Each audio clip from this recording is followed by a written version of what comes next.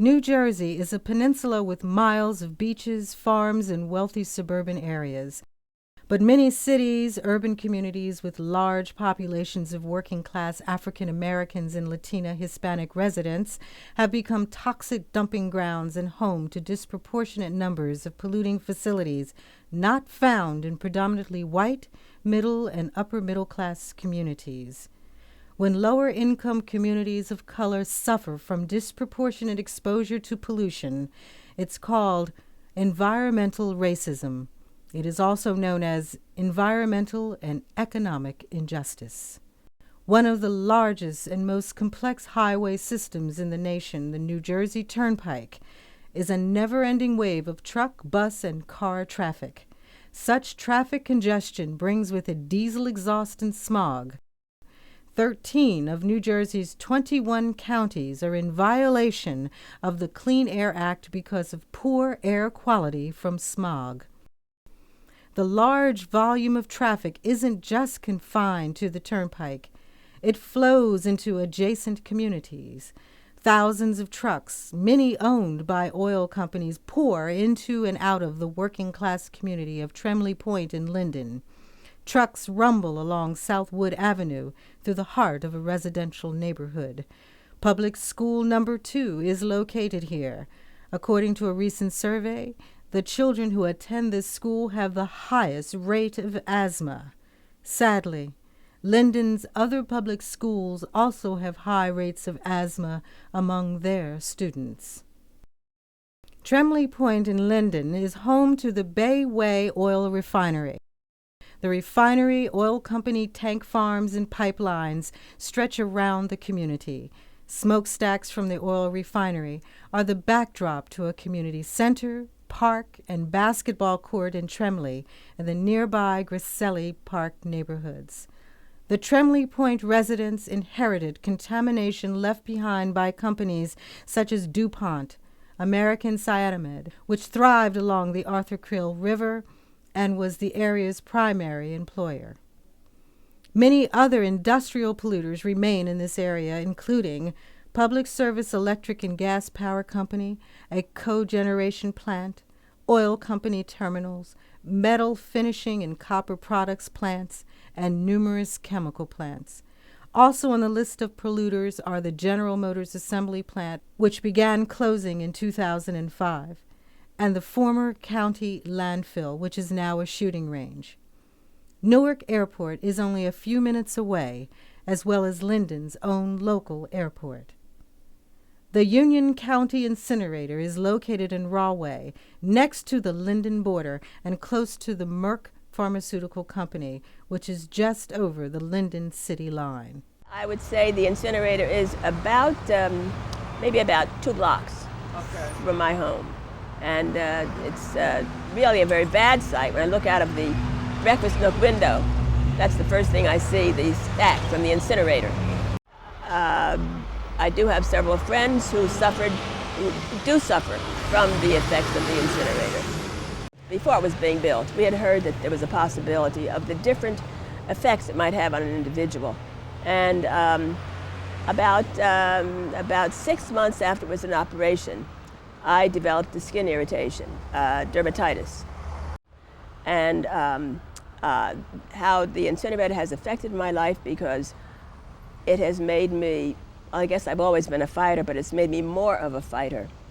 And especially when I see there's a good cause. The cleanup of Superfund and contaminated sites or brownfields usually takes longer in communities of color and working-class communities than in predominantly white, middle, and upper-middle-class neighborhoods. Fines for pollution violations are also less. The concentration of pollution in the greater Linden area is mirrored in the small community of Waterfront South in Camden, 78 miles to the south of Linden. Waterfront South sounds like the name of a vacation resort, but it's anything but a tourist attraction. Instead, it's home to a regional sewage treatment plant, county trash-to-steam incinerator, cogeneration power plant, industrial laundry, numerous scrap metal and other kinds of recycling businesses, 2 Superfund sites, at least 13 known contaminated sites, and the St. Lawrence Cement Company. The St. Lawrence Cement Company was built here in 2001. The plant processes granulated blast furnace slag to produce hills of uncovered cement dust that blows around the neighborhood and coats everything it comes into contact with. The cement plant requires approximately 60,000 truck trips annually into and out of the community. The plant operates about 225 days a year, and during that time releases approximately 60 tons of pollutants in the air. South Camden Citizen Action opposed St. Lawrence from moving in because they know it would bring in more pollution, and to us it would overtilt the scale. And the higher court ruled that St. Lawrence could come in. South Camden Citizen Action continue fighting on the kind of environmental of the air pollution. People having babies are underweight, trouble with breathing, which comes to a lot of them doesn't have asthma. All this comes from the pollution that is in Waterfront South. The air pollution, we was already taking in mercury, we was taking in soot, and we have more companies bringing in PM2 and PM10. And St. Lawrence brings in PM2 and PM10. And this was a very more risk to the community. We were already suffering. More than 90% of the 1,600 residents are African American and Latino. This is the most environmentally devastated and poorest community in New Jersey.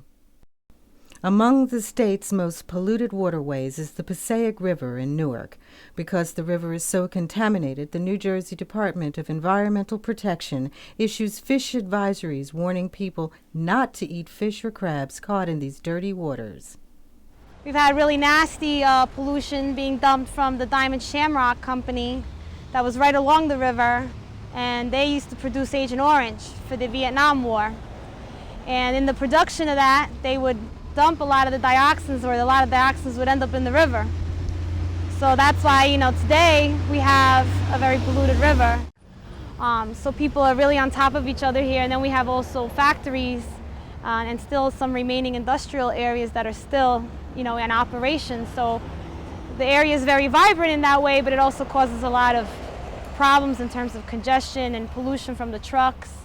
And people living very close to the sources of that pollution, living close to the truck traffic and the factories.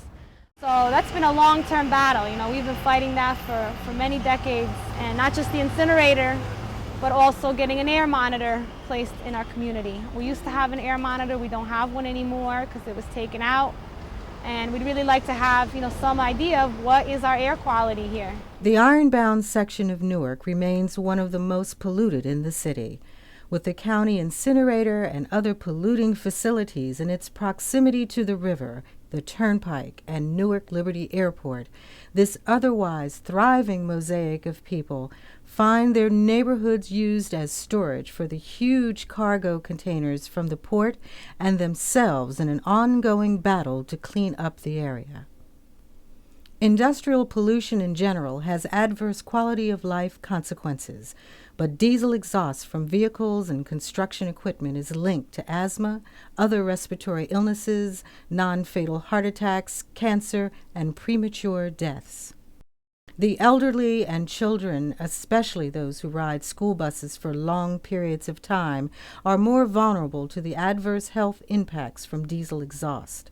Asthma is now the most common chronic childhood ailment. It is the primary cause of school absenteeism. Black and Latino children are even more vulnerable to developing and dying from asthma that is linked to diesel exhaust than children from other groups. This is true partly because more children of color live in industrialized urban centers where they are more exposed to diesel exhaust and other pollutants. Mercer County, home to New Jersey's state capital in Trenton, ranks 5th out of New Jersey's counties for health risks linked to diesel exhaust. During the summer of 2005, Trenton High School students found high concentrations of both diesel exhaust and diesel-powered vehicles at the corners of Olden and Brunswick Avenues. Traffic in this area becomes compressed into a two-lane, narrow road as it snakes its way through a residential neighborhood. Environmental problems haven't gone unchallenged in New Jersey.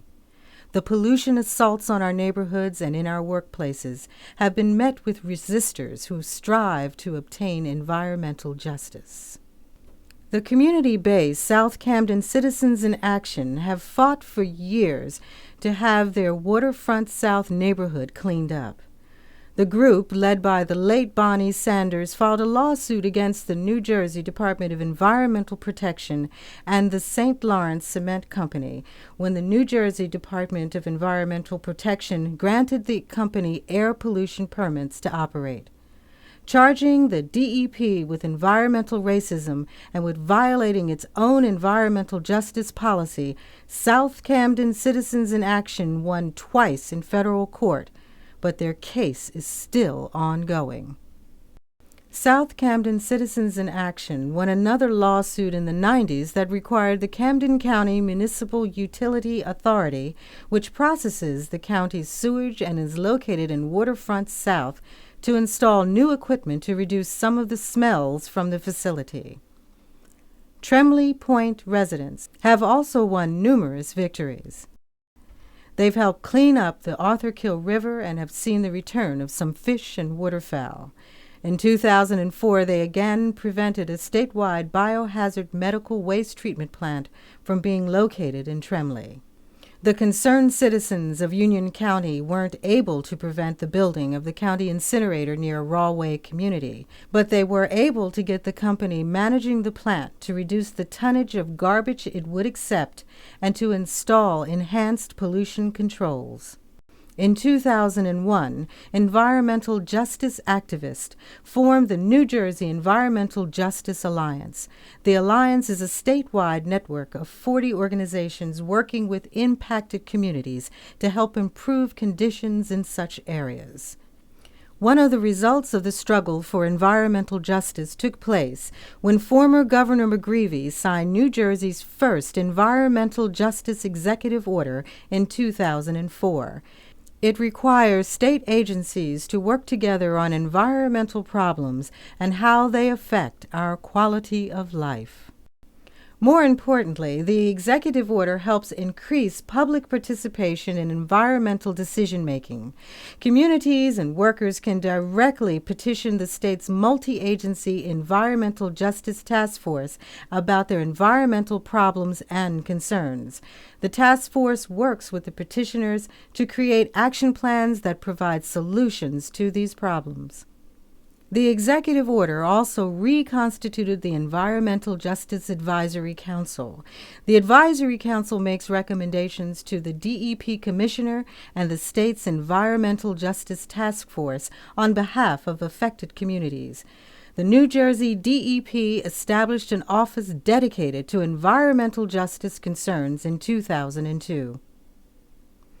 In June 2005, legislation was passed to help reduce diesel exhaust.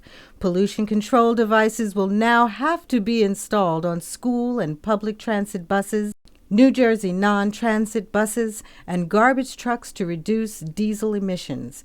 This measure will help save lives and prevent illnesses. Environmental justice is one of the major program areas of the New Jersey Work Environment Council. As an alliance of environmental community labor organizations, the Work Environment Council has been able to help its members seek common ground around controversial issues and mobilize new allies in the struggle for environmental justice. The traditional environmental organizations who are Work Environment Council members now include environmental justice in their agendas. The Work Environment Council is a catalyst for labor union community partnerships on residential pollution concerns and workplace health and safety issues.